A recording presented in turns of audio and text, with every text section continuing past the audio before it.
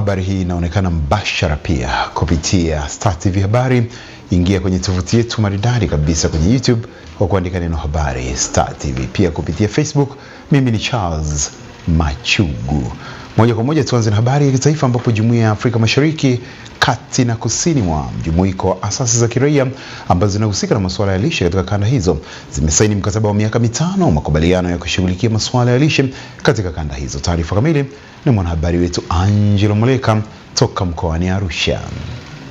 Mkataba huo unalenga kupunguza udumavu katika nchi hizo unaokadiriwa kuwa katika kiwango kikubwa cha kati ya 30% hadi 40%, ukondefu wa 30%, pamoja na ukosefu wa damu hususan kwa watoto wa kike ambao ni zaidi ya 30%. Mkurugenzi mkuu wa Jumuiya ya Afya ya Afrika Mashariki, Kati na Kusini, Dr. Ntulika Pologwe, amesema sera za lishe katika baadhi ya nchi wanachama ikiwemo Tanzania zitachukuliwa na kujumuishwa katika maboresho ya mpango huo. Kwa mfano, Tanzania iliweza kuanzisha mkataba wa utekelezaji wa afua za lishe mwaka 2018, ambao katika mkataba huu ambao ulikuwa unasimamiwa kipindi hicho na Mheshimiwa Rais kwa kusainishana yeye na wakuu wa mikoa. Basi tunaona hiyo ni moja ya afua ambayo inatakiwa pia iweze kuenezwa katika nchi nyingine, kwa sababu kupitia ule mkataba tunaona kabisa kwamba sasa afua za lishe zitatekelezwa vizuri katika ukanda wa Afrika Mashariki, Kati na Kusini. Lakini kuna masuala ya utekelezaji wa siku ya afya na lishe ya kijiji. Kuna nchi ndani ya jumuiya hizi zinafanya, kuna nchi haziwezi kufanya.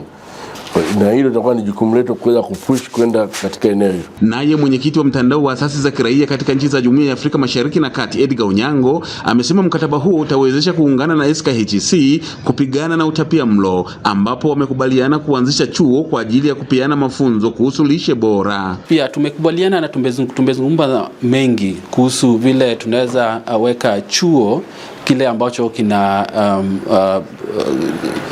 kinaweza funza ama tunaweza ikapeana mafunzo kuhusu lishe bora, na pia vile mtu anaweza aka-communicate ama anaweza akapeana ile information kuhusu lishe bora, na pia waweze kujua yale ambayo yanatakikana.